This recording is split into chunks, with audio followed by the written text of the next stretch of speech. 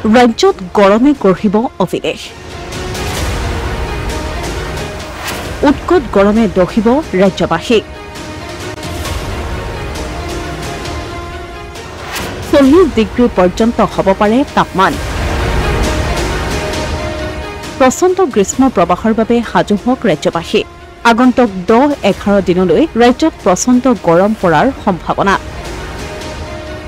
অহা দেওবাৰে ৰাজ্যত গৰমে এই বছৰৰ অভিলেখ ৰচাৰ সম্ভাৱনা আছে 40 ডিগ্ৰী পৰ্যন্ত হ'ব পাৰে তাপমান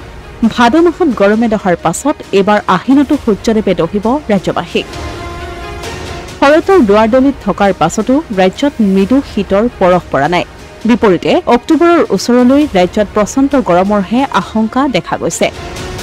কিন্তু অহা 4-5 দিনলৈ অসমত বৰষুণ হোৱাৰ সম্ভাৱনা নাই অন্ততঃ 27-28 ছেপ্টেম্বৰলৈ বৰষুণ অহাৰ সম্ভাৱনা অতিকৈ কম বতৰৰ অস্বাভাৱিক পৰিৱৰ্তনৰ বাবে বৰষুণ কম হোৱাত আহিব গ্ৰীষ্ম প্ৰৱাহ বতৰৰ পৰিৱৰ্তনৰ প্ৰভাৱ পৰিছে ঋতুৰ পৰিৱেশতো বতৰ বিজ্ঞান কেন্দ্ৰৰ পূৰ্বানুমান মতে 27-28 ছেপ্টেম্বৰলৈ বৰষুণ নাহিব ৰাজ্যত বিপৰীতে তাপমান থাকিব 35 ডিগ্ৰীৰ ওপৰত গতিকে সাৱধান হওক ৰাজ্যবাসী অসমীয়া প্ৰতিদিন ডিজিটেল ডেস্ক